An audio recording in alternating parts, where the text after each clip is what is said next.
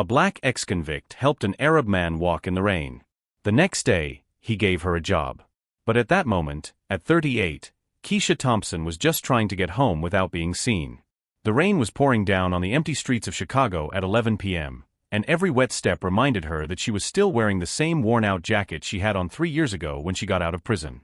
She first saw the old man as a crooked shadow on the corner of Michigan Street. His dark dress pants were soaked, his light-colored shirt clinging to his thin body from the rain, a red and white keffiyeh on his head heavy with dripping water. One hand clutched a lamppost, the other held a crumpled piece of paper that the rain was destroying. He was staggering, clearly lost, clearly in danger. Keisha stopped. Her instincts screamed to keep walking. An ex-convict black woman helping a rich old Arab man in the middle of the night? The police would love that story. But she saw the way he was shaking. She saw his blue lips. She saw that no one else was going to stop. "Sir," she called, approaching slowly. "Are you okay?" He looked up, confused, frightened. He said something in Arabic that she didn't understand. Then he tried in broken English. "Lost, son, phone dead." Keisha looked around. Deserted street. No taxis. No cars. Just rain and darkness. "Come," she said, offering her arm. "I'll help you." The old man hesitated, then took her arm with surprising strength. Together they walked 3 blocks to a 24-hour diner. Keisha used her last $5 to buy hot coffee and a sandwich. She sat with him in a corner, waiting for him to stop shaking. She used the payphone to try calling the numbers he had written on the wet piece of paper. On the 4th try, someone answered. A young male voice, desperate. "Hello? Has anyone found my father?" Keisha quickly explained where they were. 15 minutes later, 2 black SUVs pulled up in front of the diner. An Arab man of about 45 rushed out, a black and white keffiyeh on his head, an elegant suit but his face marked by hours of panic. Ali Baba. He fell to his knees beside his father, hugging him tightly. Keisha slowly got up, ready to leave. The younger man looked at her. "Did you make the call?" She nodded. "I just did what anyone would do." He studied her face for a long moment. He saw the worn jacket, the calloused hands, the tired eyes of someone who knows the streets. "What's your name?" he asked. "Keisha Thompson." "Keisha," he repeated, as if committing it to memory. "My name is Tariq Al-Mansour. My father has Alzheimer's. He left home tonight during the commotion. We've been looking for him for 6 hours." Tariq took out his wallet and offered her money. Keisha shook her head. "I don't need it." Tariq insisted. "Then at least tell me where you work. I want to thank you properly." Keisha gave a bitter smile. "I don't work. No one hires an ex-con." The words came out before she could think. Tariq didn't blink. 3 years for drug possession, she continued, not knowing why she was telling him. "I was innocent, but the jury didn't believe me. I got out 8 months ago. Nothing since then." Tariq took a business card from his pocket. "Tomorrow morning. 9 o'clock. This address. I have a proposal." Keisha looked at the card. "Al-Mansour Properties, CEO." "Sir, I have no experience in 9 o'clock, he repeated firmly. "Please." She put the card away, more out of politeness than hope. She watched the SUVs drive away, carrying the old man who now slept peacefully in the back seat. What Keisha didn't know was that Tariq Al-Mansour wasn't just the CEO of a real estate company. He owned half of the commercial buildings in downtown Chicago. And her father, the old man she had saved, was Hamza Al-Mansour, the patriarch who had built his empire from scratch. The same old man who, in moments of clarity between the fog of Alzheimer's, repeated obsessively, "Find the woman in the wet coat. She has a clean heart." The next morning, Keisha woke up in the hostel where she was staying, unaware that her life was about to change. But before the change came, there would be a test. Because when she showed up at the address on the card, she would discover that she would not be welcomed by Tariq. She would be welcomed by Linda Morrison, the HR manager who hated giving second chances. And Linda had already decided, even before Keisha walked through the door, that an ex-convict did not deserve to be there. If you're enjoying this story about second chances and dignity, don't forget to subscribe to the channel. What happens when Keisha faces the system that has already condemned her once will show that sometimes kindness has to fight to be recognized. Keisha arrived at the Al Mansour Properties building at 8:45 a.m. 15 minutes early, as she had learned in prison, where being late meant trouble. The glass and steel building reflected the gray sky. The doorman in a suit looked her up and down, hesitated, but let her in when she showed Tariq's card. On the 12th floor, the receptionist pointed to a waiting room. "Wait there." Keisha sat in a leather chair that was worth more than anything she had ever owned. Other people were waiting, all with briefcases, resumes, impeccable suits. She looked down at her clean but faded jeans, the simple blouse she had picked up at the shelter's donation drive. She clasped her hands in her lap, trying to look invisible. 20 minutes later, a blonde woman in her 50s appeared. Perfect gray suit, high heels, clipboard in hand. "Keisha Thompson?" Her voice had that professional coldness that Keisha knew well. The voice of someone who has already made up their mind. "That's me." Keisha stood up. "Linda Morrison, Human Resources Manager. Follow me." They walked down a long hallway. Linda didn't look back once. In the interview room, Linda sat across the table, crossed her legs, and opened an empty folder. "So, Mr. Al Mansour asked me to talk to you. Something about helping his father last night." Keisha nodded. "Yes, ma'am. He was lost in the rain." Do you have a resume?" Linda interrupted. Keisha swallowed hard. "No, ma'am. But I can explain my experience." Linda sighed, the kind of sigh that says, "I'm wasting my time." "Experience in what, exactly?" Keisha took a deep breath. "I worked for 5 years as an administrative assistant before prison. I managed schedules, files, customer service." Linda wrote something down. "And why were you arrested?" The question came like a knife. "Drug possession. 3 years. But I was innocent. The drugs belonged to my ex-boyfriend. He left them at my house and—" "Everyone says they're innocent," Linda cut her off, without looking up. 3 years is a long sentence. It must have been a considerable amount. Keisha felt her blood boil but kept her voice calm. "It was 50 grams of cocaine hidden in my closet. I didn't know. The police raided the place, found it, and the jury didn't believe my story." Linda finally looked at her. "What about your ex? Did he testify on your behalf?" Keisha shook her head. "He fled the state. He was never found." Linda closed the folder. "Ms. Thompson, I'll be blunt. This is a high-end company. Our employees undergo rigorous background checks. Important clients trust us. A person with a criminal record—" "I paid my debt," Keisha interrupted, surprised at her own courage. "I served my entire sentence. I never caused any trouble. I was released on perfect parole." "That doesn't change the fact that you're a risk," Linda replied, standing up. "Thank you for helping Mr. Hamza. That was very kind of you. But kindness doesn't qualify anyone to work here. I'll let Mr. Tariq know we talked." Keisha sat there, processing. "So that's it? You asked me to come here, and you'd already made up your mind before I even opened my mouth."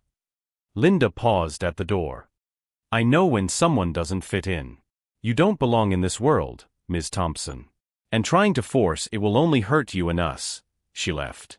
The door closed with a soft, definitive click. Keisha was left alone in the cold room, staring at the empty desk. 8 months looking for work. 8 months hearing no.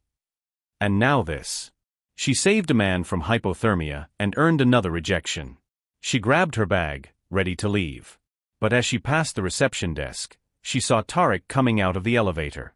He was with his father Hamza, now in dry clothes, a clean white keffiyeh on his head, gently guided by the arm. When Hamza saw Keisha, his eyes lit up. "Woman in the coat," he said in broken English, letting go of Tariq's arm and walking toward her. He held her hands tightly. "You saved us. Thank you. Thank you." Tariq approached, smiling. "Keisha. I thought you were still in the interview with Linda." Keisha forced a smile. It was over quickly. Mrs. Morrison was clear. Tariq frowned. "Clear how?" Before Keisha could answer, Linda appeared from the hallway, stopping abruptly when she saw the scene. Hamza was still holding Keisha's hands as if they were treasure. "Linda," Tariq called. "I hope you found a suitable position for Ms. Thompson." Linda hesitated, choosing her words carefully. "Mr. Al-Mansour, as I explained before, we have strict policies on background checks. Ms. Thompson has a criminal record which she has paid for in full," Tariq interrupted, his voice still polite but with new weight. "Correct." "Yes, but... And you checked the circumstances of her conviction? You read the file." Linda blinked. "That's not standard protocol for... It should be," Tariq said. "Because if you had, you would know that her ex-boyfriend was arrested 2 years later in another state. He confessed to planting drugs in the homes of 3 different women to avoid getting caught. Keisha was one of them." The silence cut like glass. Keisha looked at Tariq, her mouth half open. "How do you know that?" Tariq gave a small smile. "Last night, I asked my lawyer to look into your case. It took him 3 hours to find information that the judicial system should have considered from the start." He looked at Linda. "So tell me, why exactly are you denying employment to an innocent woman?" Linda turned pale. "I didn't know about... Because you didn't ask," Tariq concluded. Hamza, still holding Keisha's hands, repeated something in Arabic that Tariq gently translated. "My father says you have a clean light. He always recognized kindness, even before Alzheimer's." Tariq turned to Linda with an expression that brooked no argument. "Ms. Morrison, Keisha Thompson starts tomorrow as an executive assistant. Starting salary $60,000 a year, full benefits. Prepare the paperwork." Linda opened her mouth, closed it, then tried again. "Mr. Al-Mansour, with all due respect, I've been managing hiring for 15 years. I can't just..." "You can and you will," Tariq cut her off. "Or I can find someone who understands that second chances are part of this company's values." His tone was calm, but the threat was clear. Linda forced a professional smile. "Of course, sir. I'll get everything ready." She left quickly, her heels clicking loudly on the marble floor. Keisha stood frozen, processing. "Mr. Al-Mansour, I can't accept this. You're right, I don't have the qualifications, I didn't finish college, You have something more important," Tariq interrupted. "Compassion. And courage. How many people passed my father by last night?" Keisha shook her head. "I don't know. 17, Tariq said. Street security cameras showed 17 people who walked past him. You were the only one who stopped." Hamza squeezed her hands again, saying something in Arabic. Tariq smiled. "He says that when he was lost, you didn't see a stranger. You saw a person. You can't learn that in college." Keisha felt tears burning. "I don't know what to say." "Say yes," Tariq replied simply. "And show up tomorrow at 8. 3 months later, Keisha had her own office on the 12th floor. Small, but with a window and a door with her name on it. The transition wasn't easy. Linda Morrison made sure of that. Every task came with a questioning look, every mistake was magnified, every achievement minimized. "Don't forget to check this 3 times, Linda would say, handing her simple documents. "We know how mistakes can be problematic for people with your background." Keisha swallowed her humiliation and worked twice as hard. She arrived at 7 and left at 7. She studied company procedures at home. She learned client names, memorized contracts, anticipated needs. And slowly, very slowly, she began to earn respect. Not from Linda, but from the others. James, the veteran accountant, began to ask for her opinion in meetings. "Keisha, you organized that Wilson contract paperwork better than anyone here. How did you do it?" She just smiled. "Attention to detail. I learned in prison that details save lives." Her raw honesty disarmed people. It was on a Friday afternoon that everything fell apart. Keisha was organizing contract files when she found a discrepancy. A commercial property sale contract worth $3 million, but the transfer numbers didn't add up. $500,000 were missing without explanation. She checked twice, 3 times, then took it straight to Tariq. "It could be a typo," she said, showing him the spreadsheets. "But I thought it was strange. The buyer paid in full, but only $2.5 million were recorded in the company's account." Tariq studied the documents, his face growing more serious by the second. When was this transaction? 6 weeks ago. Signed and approved by, Keisha hesitated, Mrs. Morrison. Tarek picked up the internal phone. Linda, come to my office. Now. 3 minutes later, Linda walked in with a confident smile that disappeared when she saw Keisha. Is there a problem? Tarek placed the documents on the table. Explain this $500,000 difference in the Henderson contract. Linda picked up the papers, her eyes scanning them quickly. Her face turned red.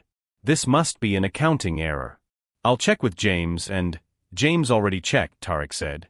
Keisha asked him to check before bringing it to me. The money was transferred to an offshore account 3 days after the sale. An account registered in your name. The silence was deafening. Linda looked at Keisha with pure hatred. You set this up.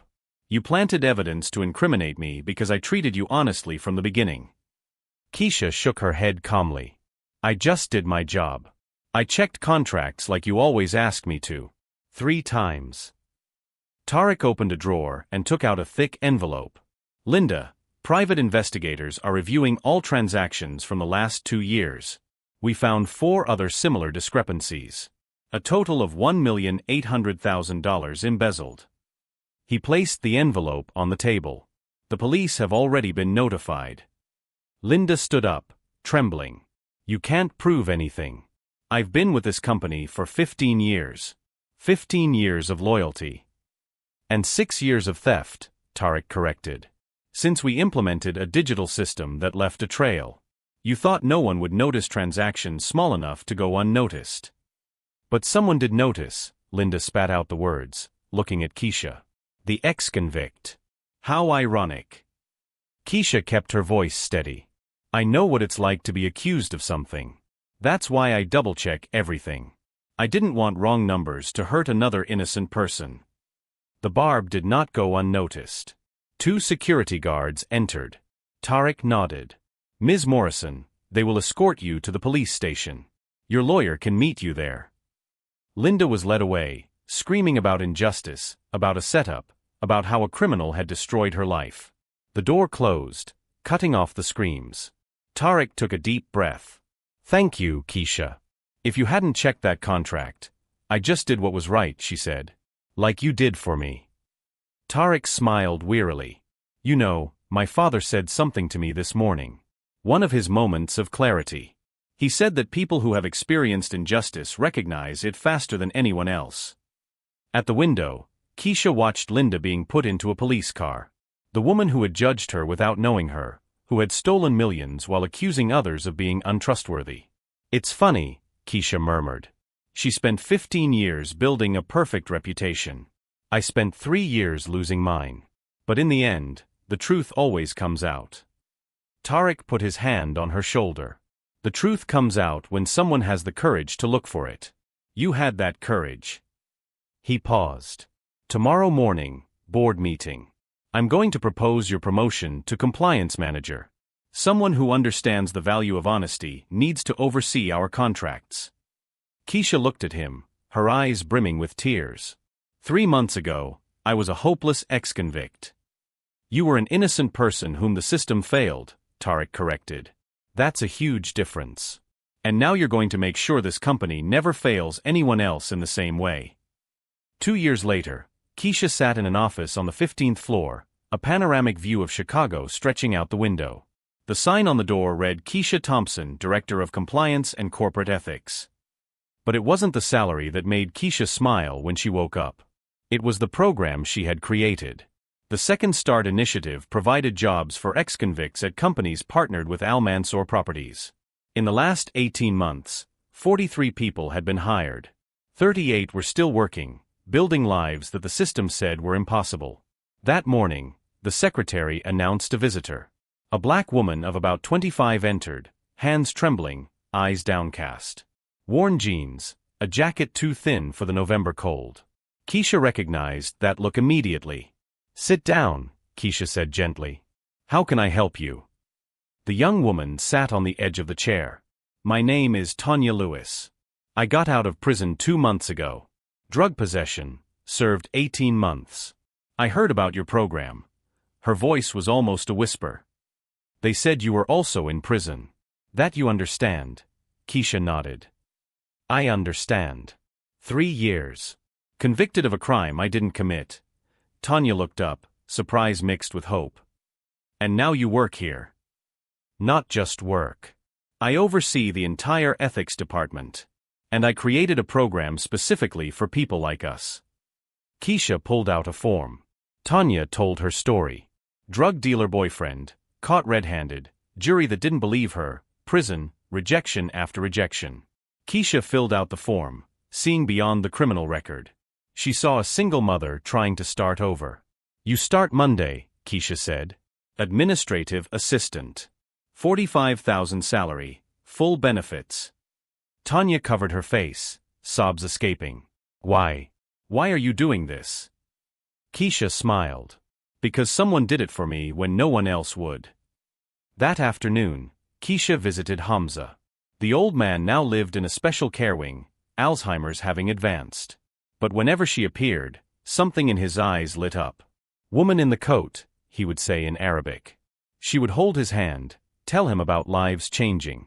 He didn't understand the words, but he understood gratitude. He saved my life that night, Keisha told Tariq. He gave me purpose when I had none. Tariq nodded. My father always said that kindness is an investment that multiplies. You prove that every day. The following week, Keisha gave a talk at a prison reintegration program. The auditorium was packed with women in orange uniforms. 3 years ago, she began, I was sitting right where you are, thinking my life was over at 35. She told the whole story. The rain, the lost old man, Linda Morrison, redemption. The system will tell you that you don't deserve a second chance. But I'm here to tell you that one person, just one, can change everything. The questions came. How did you endure the humiliation? I maintained my dignity. I worked twice as hard. I proved my worth every day. When she left, a guard approached her. That was the most powerful talk I've ever heard here. I've never seen these women so hopeful. 6 months later, Keisha received a letter from Tanya. Promoted, saving for her own apartment, daughter with her own room. You didn't just give me a job. You gave me a future. I'm volunteering at a shelter for women leaving prison. Because I've learned that kindness multiplies. Keisha kept the letter where she kept all the success stories. 43 became 80. Each name was a life rebuilt. And it all started on a rainy night when she decided to stop. At the company's end-of-year party, Tariq made a toast. 2 years ago, a woman who had no reason to stop saved my father. Today, that woman leads a program that has changed 80 lives. He raised his glass.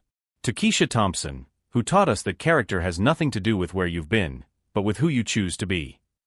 Tanya was there with her daughter in her arms. 6 other people from the program were there too, all proving that the system was wrong. That night, alone at home, Keisha looked out the window at the street where the rain was beginning to fall. She remembered the worn jacket, the $5, the choice to stop. That moment had defined not only her life, but dozens of others. She picked up her phone and recorded a video that she posted on the Second Start Initiative page. If you're getting out of prison right now, hearing that you're worthless, I want you to know one thing. You are worth something. Your past does not define your future. Someone saw that in me. Now I see it in you. Don't give up. The storm will pass. And on the other side, there are people waiting to give you a hand. The video had 300,000 views in the first week. Hundreds of comments from ex-convicts saying they had hope.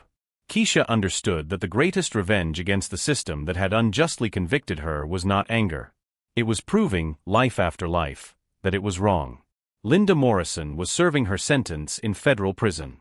Keisha never visited her, but she sent her a single letter. You judged me without knowing me. But I thank you. Because your cruelty taught me compassion.